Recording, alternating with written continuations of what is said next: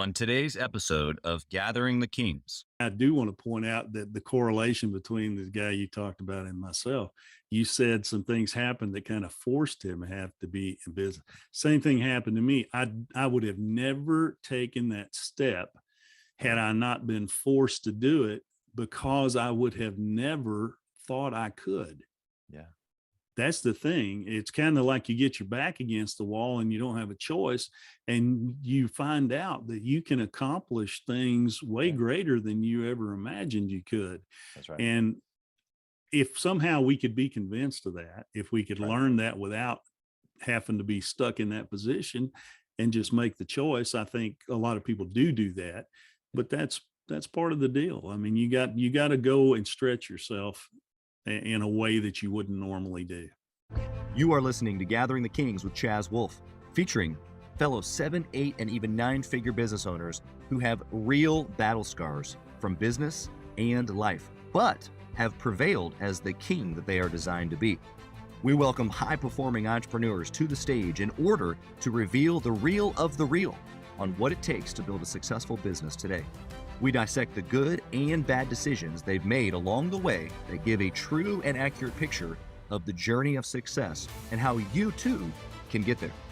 Through this dialogue, you will learn the value of growing your network and surrounding yourself with power players and kings like today's guest. Grab your pen and notebook because we're about to dive in. What's up, everybody? I'm Chaz Wolfe, Gathering the Kings podcast. Today, I've got Alan Branson on the King stage. Alan, my bearded brother, how you doing? I'm doing great this morning, Chaz. Thanks for having me. Absolutely. Glad that we're having the conversation. And I was just thinking, I always make comments, obviously, on beards, but, it's because everybody comments on my beard. Do they comment on your beard like they comment on my beard? Probably not. It just, when you have one, I guess you recognize it in everybody else. So, hopefully as mine turns colors, that it looks as good as yours. That's what I just have the too old and lazy to shave beard. You got that nice textured beard there. Well, I appreciate the kind words. Alan, what kind of business do you have? Well, I've got a water treatment company. Aqua is a company that services residential and commercial customers all over Central Texas. I love it. And what we do is we provide diagnosis and repair of any type or brand of equipment, as well as we design custom systems ourselves. I love it. There's, people need water. Absolutely. That is not a bad business. I'm sure it's served you well, but we're going to get into a little bit of your story here. But before I do, I always like to ask the deeper, harder, a little bit more philosophical question first, which is why? Alan, why are you doing this business? Why are you pushing so hard? You've already been so successful. Why are you here? Why are you doing it? What's the bigger picture? Give us the deeper seated reason. Well, first of all, most times people's reasons when they start is they've got this bad habit they have to eat. And so you got to get started doing something, but honestly, it kind of grows on you. And, so you have to be passionate about what you do if you're going to really do a good job. Even if I'm hiring somebody, I'm looking for that. And that makes you different in what you're doing. You're not just going through an action. You actually care deeply about what you're doing. Yeah. And that's a part of it. But I'll tell you, I got interested. This is my second life. First life, I was a firefighter, and I left that and went into this. I spent 20 years doing that. And then I went into this, but I started getting interested before I left there. And the more I learned about water treatment, I actually learned about it accidentally. I moved out on a farm, bought a piece of land, and the water would make you itch. It was awful. And we had to do something. And an old man told me that you need a water softener. So we went and got me a water softener. And I said, my gosh, if a guy couldn't sell this thing, he could sell anything. Of course, I'd always been doing things on the side, but I got really interested in it. And it crossed over too, because a lot of the hydraulics, all of the engineering stuff that we use fit right perfectly with this. Even the medical stuff helps you understand the pathogens and stuff. So it was a perfect storm kind of thing. But what I really fell in love with was the need people have for it. And back then they really didn't understand it. Today, if you talk to somebody about water filtration or cleaning their water, nothing to it, man. They already get it. Right. Back then, you're trying to explain why you would even want something like that. Right. So it became this thing of trying to convince them of something they needed, even though they didn't know they needed it. Right. And so the more I did it, the more I fell in love with it. And it's about service. It's about helping people. Yeah. And that's what I love about it. My greatest day is if we're overloaded and I have to go and help fix something for somebody and they smile when I'm done. That's right. It. That's the pay that I want. That's your payday. That's awesome. I appreciate that perspective, Alan, because you talked about passion, and it takes passion to be successful. I think passion could be named a lot of things, but basically the way I just took from your story is that it wasn't water necessarily, or even water filtration. The deeper seated for you, even as a firefighter, is helping people. And that seems so cliche, like, oh, I want to help people. But the way that we choose to then channel that, which before it was as a firefighter, saving people from different medical circumstances. Now you get to save them potentially from medical circumstances, but in the same vein of helping them. And even now it sounds like it's become just so much more fun, because you don't have to convince them of something that they don't think that they need, but it's more so of, I know I need it. I just need to pick the right one and maybe work with the best person.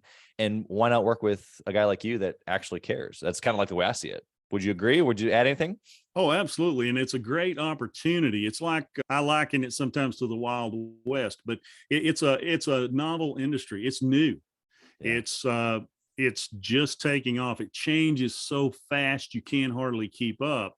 Right. But the main thing is people are learning to understand that. And we've been able in Texas to do a whole lot to make great strides in educating the public and the legislature and everybody like this, that it's very important to have that specialist who specializes in the chemistry and the hydraulics and mechanics of this stuff to make it work right and function right, because it is a critical environment. It's something you must have if you're going to have a safe place to do business or whatever. Now that used to be very, very big in industry. It still is. But I mean, years ago, they knew about that. If you're going to rinse a chip, the water quality that you're using is got to be perfect. It has to be right. But we weren't thinking about that in what we're drinking and what we're eating. So crazy. So now we're turning that tide a bit. And that was kind of my passion, is let's get to where, what about the consumer? Yeah. So we wanted to take it from it used to be 20, 30 years ago. Basically, it was a door-to-door water softener sales business, what people thought of when they thought about the water treatment guy. Right. But now it's so much more than that. And the skills and the training it takes going into there is a whole lot more than that. So in Texas now, that is a codified trade, a licensed water treatment specialist. Yeah. And that ensures the public that these people are trained and they understand what they're doing. So when they've operated on your equipment, it's safe. They can tell you that it's working right. Everything's good. And it's not just softeners. That's your filtration. That's keeping your water safe to drink. And of course, we're finding more and more problems every day they find. That's right. Now we're dealing with what they call forever chemicals and stuff like that. So it gets more complicated as we go along. So it's an exciting field to be in. Yeah, it sounds like the like you said, the more specialized action required, of course, is going to kick out the guys that were just selling door to door. One of the things that you said a few minutes ago that I think almost breaks through that mold of that kind of like that door to door, just trying to sell me something type of a field, that it's much more than that now, it sounds like, is that you said you worked on any system. You can repair, install, like basically you've become a specialist, just like a plumber or electrician. It's not like when my plumber comes in, they have to install a new water heater just so that they can work on it. And so that's kind of one thing that you said earlier that was like, oh, that's interesting, because what a lot of people I think about when they think of water filtration, it's like, oh, I would have to sign up for a new one, or they only work on their brand or something like that. So I just thought that was just super unique and super, probably an advantage point that you have. Would you agree? Well, yeah, that was the old model. And in some places, maybe that's still the model. But as far as the door-to-door part back then, that was necessitated because nobody knew what it was. So Right. it was an education process. That salesperson had to educate them on what it was. Now they know what it is, but we also can do so much better at in-depth servicing, maintenance, things of that nature, and get away from what you were talking about, because that is a lot of fear. We run across that a lot. People will call us and they're just so frustrated because, like, well, we had people come by and they said they can't fix it and they have to buy a new one. You know, sometimes that happens and it discourages consumers. They're afraid to call us a little bit, but it's getting to where that's not so much the case anymore. And that was my goal. Why keep selling somebody something? You can fix it, you know, maintenance, fixing it. You know, I had a fire truck that was worth well over $1 million. If it had a valve go bad, we didn't throw it away and get another one. And we maintained the valve so they didn't go bad. All those kind of things work the same way in this.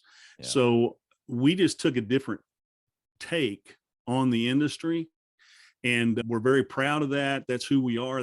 That's what makes us different. But yeah, it doesn't matter what brand you have. Now, there are some brands that can be hard to get a part for because they don't want to let somebody buy one. But for the most part, we can fix just about any brand there is. And most times when people have a problem, it can be repaired, and that just shocks them. They can't believe it. Oh, I can't believe you could fix that. And we fix it. Now, people will say, well, that's bad because they're not your customer. Oh, yes, they are, because they will probably never call anybody else again.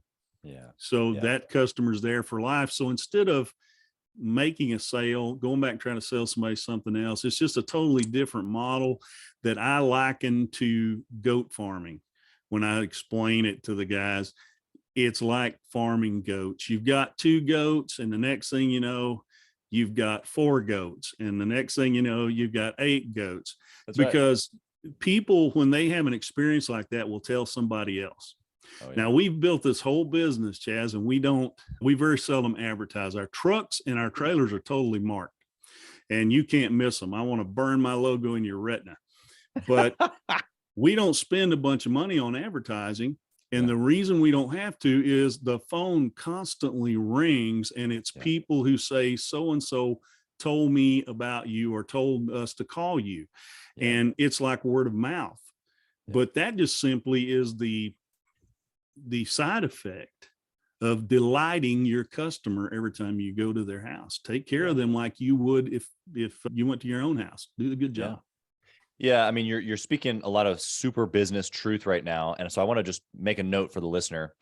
Not only is what you're talking about just good business ethics. Of course, there are certain customers that we just can't help, or that maybe isn't in your model, right? And so we're not necessarily talking about helping everybody, but what we are talking about is identifying who do you help and doing it so darn good that they refer you.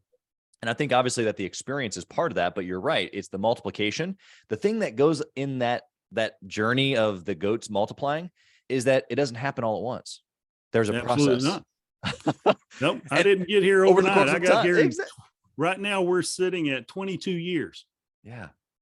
And building it. And it's a slow process, but my theory on that, my belief, that slow process builds a solid foundation. Yeah, sustainable. I saw all the other things. I tried doing the other things too, Chaz. I trained salespeople. I was a sales manager, and sales is great. And you can do a lot more business than we might do in a month on the sales side by doing that. Right. But if you're not some way retaining that customer, if you're not providing a service in such a way that they stay there. Right now, I have some of my original customers' grandchildren are our customers. Wow. So, that's a solid foundation. Yeah. And the company's not going anywhere, which is a big deal for me, because my biggest purpose in life is to have this company built and set right so that those people who've helped me do it, the people who work here, their children will benefit and their grandchildren will benefit. I want this thing to live on after I'm gone. Yeah. Well, and you can't do that, to your point, if you're leaving a stain in the market as opposed to something that's valuable. Also think too that you hit on something, whether you realize it or not, today in 2023, consumers are buying things not only because they're educated, but because they desire authentic like interaction. And so a lot of that, what you're talking about, that like old model versus new model in your specific industry, I think actually applies to almost every single listener, because there is a sales component, obviously, to every business, obviously, but inside of that process, we've just been taught for so long to just sell, or get them with a new deal, get them the highest price, all the manipulative things. And sales as service, as you mentioned just a few minutes ago, is just being authentic and going in, servicing them at whatever need that they might have. And a lot of times in service, it's just about giving some options, right? Maybe an option is a new one. That's it. This is what you have. Here's what's wrong. It'll cost this much to fix it. I got to have these parts. It's going to take this long. A new one is this much. You've got a warranty to consider, this, that, and the other. Which way would you like to go with it? Yeah. Instead of, you can't do this, you got to do that. Right. We're not pushing them into anything. Actually, we don't have salespeople. We're all service people. If you don't have a license, you don't work here. Yeah. And so the guy who's telling them that, the guy who's answering their questions, he is a licensed professional who understands the chemistry and everything about what they're asking. So he's able to answer those questions and tell them, 4 or 5 different things that'll do it, because we don't care what you use. Just do something that takes care of the problem you have. Exactly. Well, and inside of that, and this is again for the listener, if you're in the service industry whatsoever, home services, even online services, the point is that when you're listening to the person, if you're actually listening to what their need is, there's going to be a couple of different ways to probably solve that problem, and they don't have to necessarily fit into your box. Now, if you only have one box, the box either works for them or it doesn't, and that's fine. And you can let them know, I can help you in this way. But generally speaking, home services companies should have an option 2 or 3. And sometimes those options are a full upgrade or a full, renewal of a system or a brand new something. And then being able to, as a licensed professional in your case, be able to say, hey, if we go like this, here's what it's going to be. Here's, the longevity. We can come back out and repair this potentially in the next 6 months, a year, whatever. Or if you do go with the new one, maybe you're a smidge early, but you wouldn't have to X, Y, and Z. And then again, you let them make their own choice. There's benefits to both. There's also negatives to both. And I think that just as an authentic, like, here's your option, the educated or the buyers today are educated like more than they ever have been. They can just go to Google while they're sitting with you and research what the part costs and see if you're lying. So we shouldn't do that. We should just be honest, just like you guys are doing. And it's not necessarily not about doing sales. It's about just doing whatever the customer needs in that moment and providing the service. You know what I mean? Well, it's about doing what I believe sales always was. It's just the sales wasn't always done and taught that way by everybody who did it. That's right. But sales is service. It's finding someone's problem. Someone has a difficulty or problem they need a solution to, and maybe you have the solution. So you help them find that solution, and that's what's called selling. You cared about your customer. You wanted to be able to go back to them because they trust that you helped them right the first time, and you'll help them right the next time.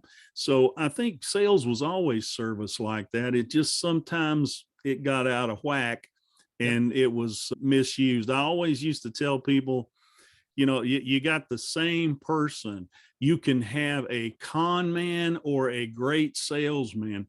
They have the same traits. They simply have a different motivation. That's right. So that's how you try to find the right one and weed out the wrong. Yeah. Well, it's 100% true. You're talking about characteristic traits as opposed to, just whether someone is going to take advantage of me or not, right? Like a moral perspective. And so someone can be very persuasive. My wife, I use the Culture Index, which is a personality, discernment survey. And my wife, literally the profile name is Persuader. And so constantly I find myself being persuaded to do things. And of course I'm intelligent enough to know not only when she's doing it, but also how she's doing it, whether she realizes it or not. And then, so I'm like constantly, hey, you're persuading me to do this, we're just going to go over here. The gentle art of persuasion. Right there. It is. And some people, it just, to your point, it just flows out of them. That's how they're designed on the inside. And so it doesn't have to be for bad. It can be for really, really helping people. it's all down to that kind of like that compass in the inside. I want to switch over to some decisions that you've made. But before we do that, you've given us a little bit of the history of your company, and you've been a long time, and you've had a lot of changes over the years. How did you transition, just real quick, from firefighting to water? Like, how do they, I mean, there was a lot of connection points, it sounds like. How did you make the jump? There was a lot of connection, but basically, firefighter works just shifts. And so I was always doing something on my days off, some kind of business I was in, one thing or the other. When I got that water softener, I was hooked. And so I went to work with those guys part-time, and I just kept learning more and more about it. Well, when I had my 20 years in, I knew I was actually already making a better living on my days off than I was making at the fire department. So I left the fire department, went into that. Now, the cool part about it was I was a salesperson. I was learning more and more about sales, leaning more and more that way. And I was actually went to work as a sales manager when I left there, the day I left there. But it didn't all pan out. So I found out real quickly that sometimes in business out there in the real world, when you don't have a government type job, they don't last. So, these guys didn't stay in business. The IRS will come in and lock their doors and things like that. So all of a sudden you don't have a job. Right. So I had to start figuring out, wow, if you're going to do this, you're going to have to figure out how to do it yourself. Well, I knew about as much about running a company as I knew about landing on the moon. So I had to figure that out piece at a time. I had a learning curve you wouldn't believe. So, there was a lot of ramen noodles and peanut butter and everything else trying to survive off of that retirement and pay my way to build the company. Yeah. And it was tough, but I knew, man, you can do better doing this than you can doing something else. So just figure it out. Just keep going. Yeah. Well, first off, the just the fortitude and the grit, I'm sure that story is much, much longer, but the fact that you had to even do that, I think as entrepreneurs, we wear it as a badge sometimes. Like, okay, there's always those years, and those years can still come and go, I think, as time. Even as you have success, there are still certain things that you give up at certain times, like you did with the peanut butter and ramen, to be able to go to the next level. There's always something that you give up, actually, to go to the next level. Maybe it's not going all the way back to peanut butter and ramen, but there's always something that you have to give up. Would you agree with that? I would. I think Solomon agreed. He said, this too shall pass. And it will. I mean, wherever you're at, it'll change. Just wait a little bit. And so you have to be ready for that. The thing that gives us an upside is, as we learn that and move along, we tend to prepare for the downturn. And then it's not so bad.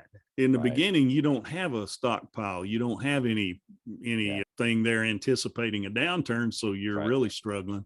But once you get your act together, you've got your, you're saving back money and ready for a hard time, then life's much easier.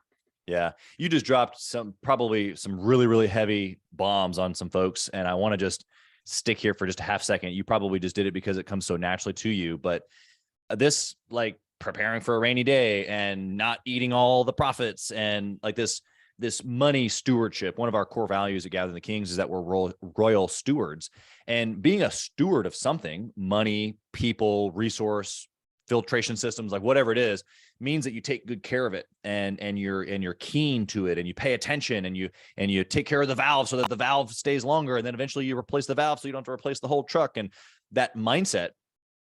But what you just said about money, for the listener who's paying attention right now, who maybe isn't a big business owner yet, and they are in those first couple of years where they're just kind of running and gunning.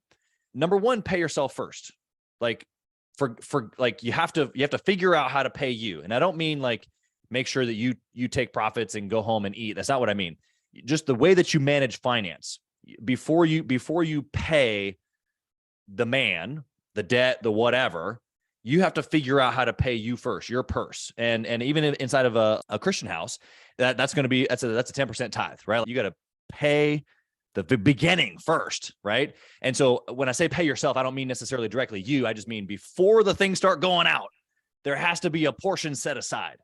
And that could include things like the tithe or whatever. But it's so difficult early on. It's so difficult because everything flies out super fast and sometimes faster than it comes in. Absolutely. And so would you suggest anything on this? Like, okay, I'm pressurized, right? Like maybe I want to like obviously take care of my family, but I don't have enough. Or maybe I do even want to give money to the church or whatever, like whatever the things are over here that you want to take care of before the business just consumes it all. How do you do that when it's upside down? Well, I'll tell you what worked for me, and maybe it'll help somebody, maybe it won't. I did this. I took, in the very beginning, trying to do that, I took 0.5% of what I had and I put it aside. And then I kept on, you take care of everything else, you do the best you can. It didn't take very long. It didn't take very many months before I could see that, you know what, I could put a little bit more with that. Mm-hmm. And oh, heck, I could even double that. So I went to 1%. Mm-hmm. And I never had to go back down on that. Right. And I just was able to increase that. And at one point I was at 25% on that. But you always want to make sure that you never spend as much as you made. Yeah. If you ever do, you're going down the hill. Yeah. So it can be just a little bit. And that little bit, I think what it does, the little bit doesn't make a huge difference. And that's why we don't do it. We look at it and say, well, that's not going to make any difference. But right. The difference that little bit makes is the difference it makes in your mind, knowing I can do that. That's right. And encouraging you that I could do just a little bit more. That's right. You know, and you eventually get to where you wanted to get. It's just one baby step at a time. Instead of trying to change your world all at once, do it a little bit at a time. Yeah. Same kind of thing I learned with athletics and things like that and working out. You know, you don't start off doing 50 push-ups, but if you'll do 3 push-ups 5 times a day, pretty soon you can do 10. And right. That's all you got to do. Baby steps. Take it easy on yourself, but make sure you know your purpose. Yeah. And you stay focused on the purpose and discipline yourself, and that discipline will continue to grow. Yeah, that's right. You said it earlier. It's easy not to do it. So whatever is easy to do is also easy not to do. And so that's why most people just don't do it, what you're talking about. We're just for the listener here, and I'm sure my editor will put these in the show notes as well. Really what we're talking about are 3 concepts. There's a Profit First, which is a book and a whole system. We're talking about The Richest Man in Babylon, which is a book that talks about, putting 10% into your own purse first, and then eventually you're able to make investments from that. And then we're talking about just a simple, whether you're a Christian or not, this tithing perspective. They're all the same mindset, which is before anything happens, if I separate this over here, 0.5%, 10%, 25%, whatever the number is, and I just force myself, this is a no, and I force myself to live on this, it does everything in the brain that we need it to, which is we get creative to figure it out over here as long as we can't see that over there. And so especially with all the technology that we have today of being able to separate money that comes into your bank account, shoot, even if you do it in cash and envelopes, I don't really care. The point is that you have got to get to this mindset where Alan's talking about. Number one, you don't spend as much as you make, period. Like that is so simple, but everybody, for the most part, just spends up to the amount that they make. And you just have got to stop that. Number 2 is that you've got to figure out whatever the percentage is, and for whatever your purpose is, it doesn't really matter for this conversation's sake. You have got to develop the brain and mindset power of separating and then forgetting about it, separating and then forgetting about it. And so, Alan, I want to be able to just take my hat off for you, because you're just, teaching us such incredible things, and you've just lived this life, especially up to 25%. I mean, most people just will never come anywhere close to that as far as being able to save or be able to make moves in the future based on that money, investments, things in the company, your people, being able to hire. Like there's just so many more moves that you can make, whether you're in a downturn or not, if you have that availability. So I want to move on to some of your great and maybe not so great decisions. So let's start with the good one. Alan, tell us about a good decision that you made in the business that you can share with us that has led you to a lot of success. A good decision. Okay. Well, my good decision, the best decision I ever made, we've already talked about, and that was my decision to build a company whose purpose was to provide professional services to the customer rather than sell something to the customer. Yeah. Because that created the relationship where the customer knows they can trust us and that we do what's best for them. And if what they have is broken but can be repaired, we will repair it. So in our company, the greatest sin anyone can commit is to sell something to somebody who didn't need it. and they won't work here anymore if we ever find out that it happened. And we all know that. And so our guys have the ability out there in the field, every one of them, they can do what they think is right for the customer. They're not under my thumb. They can do anything they think is right. They come back. If I question it, they will justify it to me why they did it. Yeah. And we don't answer to any other entity. So we're not like we're not a Ford dealership or anything like that. Right. We don't answer to anyone. So we don't have that pressure. Makes it easier for us to do it by setting our company up that way. So our only quota is satisfied customers. And our only interest then is what's best for the customer. So you give them what they really want. You treat them the way they want to be treated, and you have success, you know, because that's just what you're doing every day. And you feel so good when you go home at night. Man, I helped some people. I made them happy, you know, and that's a good feeling. So we like that. So we're not working. Yeah. We're just out here having a ball every day. And that decision is what made that possible. Yeah, you without even knowing it, you gave us so much to chew on here. Okay. So first off, you just read some incredible things about your company. And so my encouragement to the listener right now is that if you're not that clear, I mean, Alan was just super clear about what they do, how they do it, who does it with them on their team. And if you don't do it that way, you're out, you know? So he just has so clear vision on not only what he's doing in his business, but what he's doing for his customers and how that whole circle keeps going round and round. And if you're not that clear, you have to get that clear. So Alan, what'd you do to get that clear about everything that you just said? I made every mistake you could possibly make, and there was no other alternative. How do we not go around the bend of all the mistakes? Alan, save us. Well, I will tell you, you listen to somebody who already made them. There you go. That's right. That's the key. Do what I wasn't smart enough to do sometimes, although I did listen a lot. I've listened to, I can almost quote you anything anybody you could ever buy a book from ever said, but you still, it's so hard to absorb. I still can listen to Zig Ziglar and my eyes will light up and I'll go, daggone, that's what he meant by that. That's right. And I've heard that 5,000 times, you know, but it didn't click until then. True. It's so true. And you're right. And listening to you right now, I hope that they're paying attention, because everything that you just described, I mean, you didn't say core values, you didn't say mission statement, you didn't say vision or purpose statement, all the kind of the fancy words, but that's what you just gave to us. You gave us your clear, this is who we are. This is our identity. This is who works here. This is who we serve. This is how we serve them. This is how our thing goes round. And so my encouragement to the listener is that maybe today you don't have all of that super clear. Begin working on it though. Take time on your calendar to sit down and think about what the identity is. Like, is that your identity? Is it the company identity? Is it your team? Maybe you already have some people involved. What is it that you're really trying to do? And the cool part about what Alan just shared that I want you as a listener to pay attention to is that someone steps into his company, they know exactly what to do. They know exactly what the identity is, what the beat of the drum is, and they're either going to fit right in immediately and probably work there for a very long time or not. And so there's just so many, you know, value points on how this is going to help Alan's company. And so I'm just trying to give the listener everything that you just gave to us, whether you realize it or not. Alan, give us the bad decision. What was the fist on the, you know, the palm on the forehead moment? The worst decision I ever made.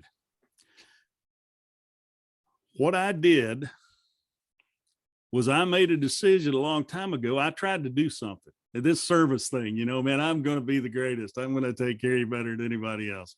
So I created a service program. And I would go to a customer's house once a month. I would check their equipment. I'd make sure it's working right. I'd make any repair or adjustment that they needed done. And I would add salt or potassium to their brine tank, all for one low payment of $19.95. I've got the greatest service in the world, right? Sounded good. Worked good for a while too. But at that point, salt and potassium cost me less than $3 a bag. Right. And I was trying to get steady business. So what I did is I was smart. I signed all those customers up on 36-month contracts. Well, that worked great for a while until the day that I came to work and went to buy potassium, and it was $16 a bag. Oof. So now I had customers with 36-month contracts using 2 bags of potassium a month. And by the time the contracts ran out, I was paying almost $25 a bag for that same potassium. So I was paying $50 for potassium to service a customer once a month that was paying me $19.95. And I had to do it every month until their contracts ran out. So then over time, salt started going up too. So that was the worst decision I ever made. It cost me and cost me and cost me for 3-4 years. And I was eating that. But I assure you, I never make a contract that has an included expendable product in it. That's right. That's right. Service only. Products are sold separate. Absolutely. Well, Learn that lesson the hard way. Exactly. I think it's super honest. I think we've all, at least at this, like the people that I've had on the show, I know that we've fumbled around long enough to where I can think of multiple times we've made this issue where you price something wrong, you think it sounds great, and then you realize, not that long later, or sometimes it is a long time, and you're like, oh dang, that was not good at all. So the point is that you paid attention, you realized it, you made the switch. But I think that little picture at the end of, you can still sell the service, you can still sell a contract. Oh yeah, you got to be able to, but you got to be able to maneuver it a little bit. Product prices change when you're brand new. You don't realize that, but it can happen. That's right. Well, and how could you know? You were brand new. You hadn't been doing it for 3 or 4 years. How could you have the experience of pricing for 3 or 4 years? Exactly. A lot of people experience that with COVID. With COVID, and then of course inflation right afterwards. I've got a couple of guys in my Gathering the Kings Mastermind group where these guys are doing 2, 3, 10 million. And they got their stuff handed to them a little bit because they had signed contracts in different parts of industry, some home services, some on the commercial side. But, it's like, how does that happen? You've got a project that's going to last 24 months and you're a big GC and you price out some certain things in your contract. Your contract now becomes like the most important thing of the deal. Actually, it has nothing to do with the actual project anymore. It has everything to do with the contract and how you're going to live through that 24 months or however long the project is.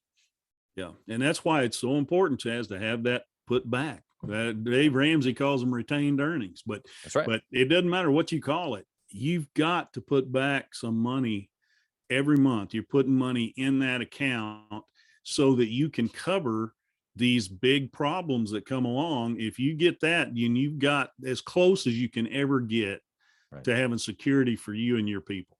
That's right. Yep. You're and as a king, it's company, they depend on you. That's right. Exactly. I was just going to say, as a king, it's our duty, right? They're depending on us, and the weight of their, daily is on our shoulders. So I think that's incredible that you've put your weight there. All right, let's go over to the speed round here. We're going to ask you some questions a little bit more associated to some quick hitting answers, but the first one is always KPI question. So if you can only pick one thing to track, Alan, what would it be? It's always been for me, customer satisfaction. If the customer's happy, you make a profit, everybody's good. How do you track that inside of your business? I have a lot of close contact communication with our customers, for one thing. And so we know. We also can tell by the recurrence. In other words, they answer their, what we call reminders. They continue to do business with us over time.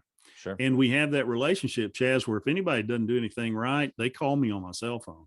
Right. The customer's going to call me. So I know right off the bat. Yeah. Yeah. So for someone who maybe doesn't have those relationships built quite yet, it's the reoccurrence model. It's maybe a survey of sorts, reviews, maybe for some businesses. Yeah. There are lots of ways to do it. Yeah. Cool. Very good. What about a book or maybe a resource that you would recommend? You already mentioned Zig Ziglar. Is he your go-to guy? Oh, well, Zig Ziglar was my go-to guy for a long, long time. And I still listen to his stuff over and over again. He's got, it's like, I'd equate it to reading the Bible. Anything that's got a lot of principle in it, you hear it over and over again, you still find new things and you learn more. Right. That's right. But he's the main one I go to as far as a book. Now, the one book I would recommend, though, is that a different question or is that this? Sure. Question? Yeah, no, go for it. Yeah. If you got book I would recommend said, what do you recommend someone to get to the 7-figure level? Yeah. That without a doubt for me is Start With Why by Simon Sinek. Love it. And you've said it 100 times already this morning. You got to know why you're doing what you're doing. What is it we do? And that is how you get to a higher level of business is by coming to the understanding of why do we do this? Yeah. And that gets you there. Once you understand it, then you can do it. Well, and you can communicate it to your team, which you've so clearly done, and clearly communicated to us how you've done it, which has been really, really fun to listen to because you're super clear on it. And I just want to, again, just give the encouragement to the listeners that not only get this book that he's referencing, it's a great book, but just look at Alan, just listen, go back 15 minutes and listen again. Like everything he said is super pointed because he knows exactly what he's doing and why he's doing it. Yeah. And all this stuff is so available. I almost cried about 3 or 4 weeks ago, Chaz. I had to throw out a 30-gallon trash bag full of cassette tapes because cassette tapes are worthless anymore. Where are you gonna play? But there's all my Ziegler, all my Tom Hopkins, everything was in there.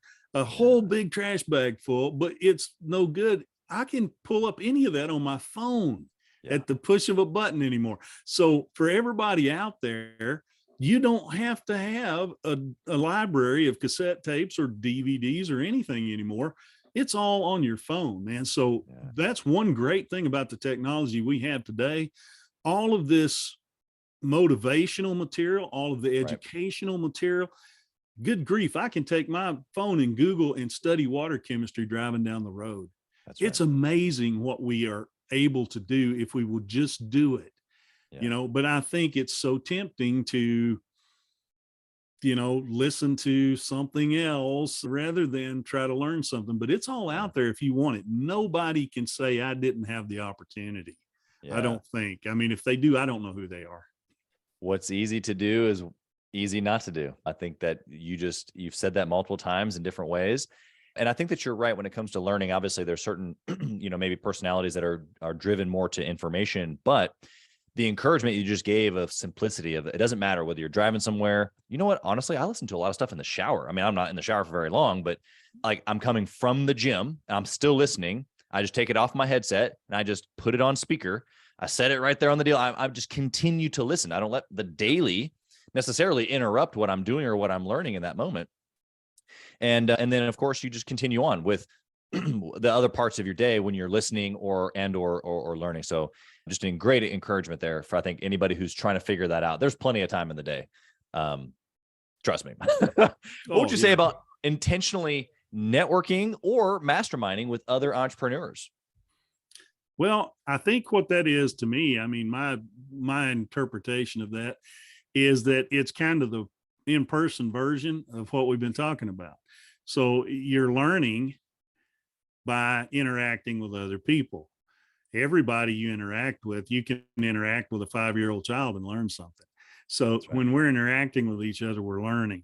So on one hand, you can find people who are already successful. Right. And that was part of what I did. We have the Texas Water Quality Association, and I've got some wonderful mentors and friends who taught me what I didn't know, helped me to grow and learn. And you get around people who are successful at doing what you're trying to do, and you learn from them how they did it. You get a good head start. Yeah. And on the other hand, you're sharing in a give and take with people that are successful in businesses that might be completely different than yours.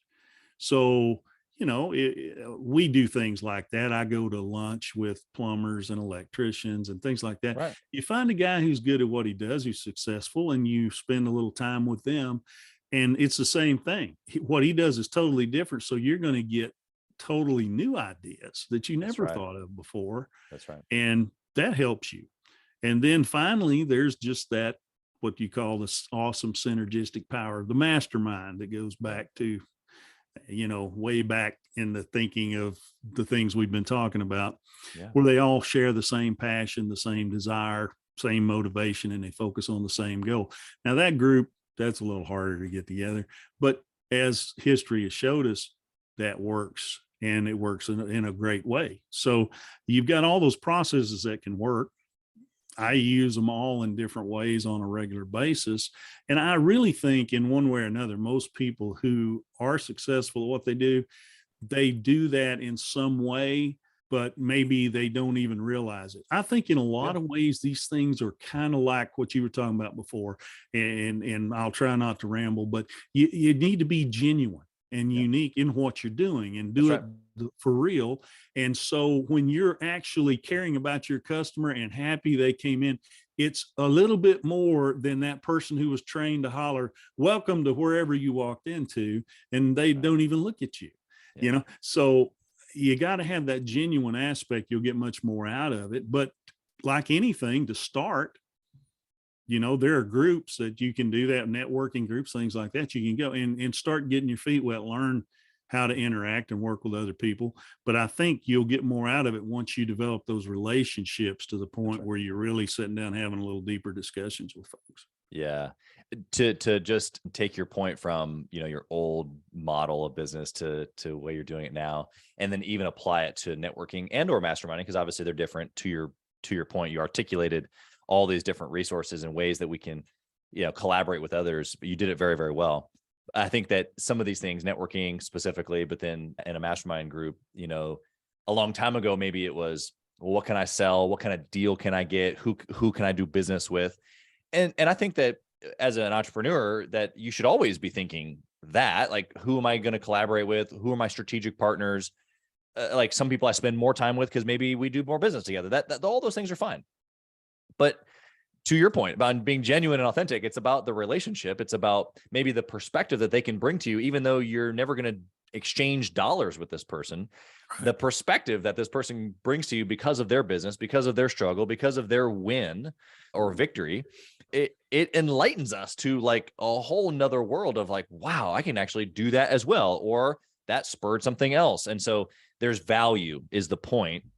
But the relationship has to be built first. And so you got to intentionally get to know people. And it's like, I go to a networking event and someone comes up and immediately hands me their card. I'm like, bro, come on, man. I didn't even bring cards. Right. You know, like this was me 10 years ago getting into business. People hear card. You got a card? You got a card? I'm like, no, I do not have a card. And I thought at that time I was 24 and just young guy. I'm a millennial. I do it different. I don't know. But now I know it's just like, I'm not interested in your card, bro. Like, do you want to get in my cell phone? Because if so, then that we probably have a relationship and I'm going to text you and we're going to do business together potentially. But like, no, I don't want your card. So I don't know. I think that we're sharing a lot of like-mindedness here for the listener. I think that just the genuine, authentic relationship building piece to business in and out, clients and in internal, I think is probably the most important thing that we're giving them. Yeah, we're trying to pull it in. So they're trying to pull everything in. When they're giving you the card, they're trying to get something. Yeah. What kind of a pitcher would a guy be if he never let go of the ball? So it's not about what you pull into yourself. It's about what you throw out. So what do I have to offer if I go to lunch with someone? What might I be able to give them an insight in or be any help to them at all? But it's what I offer the world. And that's the only reason there's any reason for me to pull anything in is so I can save it up, gather it up, and then give it away, because that's really the only way we make a difference. Like I tell guys a lot of times, it's not about sitting up on the stage and shining the light on yourself. You enlighten a whole lot more people if you turn the light around. Yeah, that's right. You know, and let them see themselves. So it's like that. Always be trying to give, always be trying to, and it always comes back, Chaz. It does. Your productivity actually comes out of a bounce back out of what you give out and what you put out there. And I think that's the best any of us can do is throw things out that way. Well, Alan is spitting major king mindset to you guys today. And he's talking about giving back and he's talking about this perspective of seeing others, you know, so I hope that you're paying attention. I hope that you even go back and listen to this episode again. Alan, I got one last question here for you, and I'm super excited about this one. If you could whisper in the younger Alan's ear, what would you say? How young, Chaz? You tell me. How young, how far would you go back? If I could go back to, say, 17 years old. Okay. I would say, go find a Zig Ziglar tape. Learn what's out there and go do it now.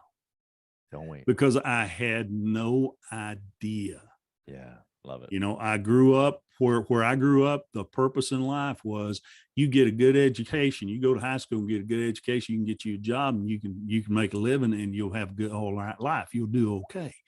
That was really all that was ever laid out there. Not that there was this whole world out there and you could just do anything. I tell kids all the time, yeah, I do what I do and I love doing it and doing it under my terms and I've succeeded at it. But I could have done that doing anything, because it's not the thing, it's what you do. And it's kind of like what you were talking about, learning from other people. It's not what you acquire, it's what you become in the process. So I just want to be the best me that I can be. And I don't regret anything I did. I just think I would have started a little younger. My daddy always used to tell me, he said, son, if you'd have started doing something on your own when you left home, you'd be a multi-billionaire by now. But I just love to work, and he instilled that in me. But I love to work. I love to do things. And if I'd have known what all the opportunities were out there that were for real, to just do something on your own. Yeah. Never heard of that until I was probably 20 some years old, before I ever even heard the concept or thought about it. That's right. Don't have a job. I don't have a job right now. I don't show up on the employment rolls. I'm one of those unemployed. I'm out there doing nothing. I don't exist. Unemployable. Yeah. I can't even get fired and draw unemployment. I'm out there. So that's the thing I would do, though. That's what I would, and that's what I try to teach. I try to get that out there to young people. And you don't have to listen to anything anybody's telling you need to do. What do you love to do? You can do that. And the world is wide open to you. And I think if, the more of them figure it out, the better lives they'll have. And I'd love to see them do that, Yeah. It's funny because one of my good friends now, he started off as a client of mine in our mastermind group, but he's a good friend now. And he used to be a firefighter, and about probably 4 years ago now, I always say 3, but it's probably 4 now. And he's probably, I don't know, he'll probably do 15 million in 2023. And, he's 30 years old. 4 years ago, he was a firefighter. And I think when you just put that in a sentence like that, you're like, scratch your head and you go, I'm sorry, what? No business experience. He just wanted to help people. Right. Your exact story. And, oh, by the way, because of some circumstances, he got kind of placed into a place where he had to do business, and been off to the running ever since. And it's been hard, like real hard. But everything that you just said of like, he knew he wanted to help people. He knew he wanted to do something big, but he had just never thought about being in business. And so I guess I reiterate this story of Alan's with this other guy, because for the listener right now, whether you're new in business a year or 2 or 3, or whether you've been in business 30 years, the reality of it is that it's never too late to go to the next level even, right? No, I didn't start Chaz until, I didn't start till I was like 45. And, before I ever started in business. And one thing I do want to point out, that the correlation between the guy you talked about and myself, you said some things happened that kind of forced him to have to be in business. Same thing happened to me. I would have never taken that step had I not been forced to do it, because I would have never thought I could. Yeah. That's the thing. It's kind of like you get your back against the wall and you don't have a choice, and you find out that you can accomplish things way greater than you ever imagined you could. That's right. And if somehow we could be convinced of that, if we could learn that without having to be stuck in that position and just make the choice, I think a lot of people do that. But that's part of the deal. I mean, you got to go and stretch yourself in a way that you wouldn't normally do. That's right. That's right. Well, Alan, you've been incredible here today. How can the listener find you? Number one, if they are in Texas and need a water system or some sort of service, how can they find you? But then also, how can they find you and pick your brain? Well, if you're in Texas, in Central Texas, we service Central Texas area, and you need water treatment of any kind, then give us a call. We're at 512-756-7710, or you can go to ASIPURE, ASIPure.com and find us there. And if you want to get in touch with me, my email is alan@asipure.com, ALAN. You have to spell it right or it doesn't get there. But I'd be glad to talk with anybody. And that's probably about all they need to be able to get a hold of us. That's awesome. Alan, again, you brought a major king perspective here today. And I'm walking away a better business owner, a better perspective, even myself, just being able to chat with you here for a few. I can only imagine what the listeners have gotten. So again, thank you. Blessings on your family, team, their families, your entire business, everything you put your hand to in 23. Thank you so much for being here. Thank you so much. And God bless you, Chaz. Thanks for giving us the opportunity. Thank you for listening to Gathering the Kings today. I hope that you were able to pull out a few nuggets to go apply into your business right away. More importantly, though, I hope that you're realizing that it takes more to be successful than just being by yourself, doing it all on your own, carrying the weight all by yourself.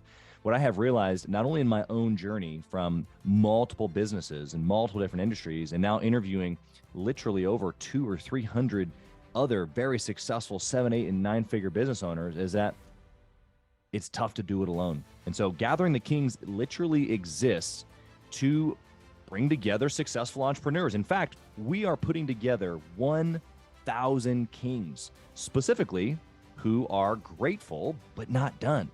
We're intentionally assembling kings who fight tooth and nail for their business, family, and communities. And here's what we believe, that in the pursuit of excellence in those areas, that it ignites within us the responsibility to govern power and forge a lasting legacy. So if that relates and resonates with you, and you know that you need people around you, sharp, qualified, other very successful business owners, I want you to go to gatheringthekings.com.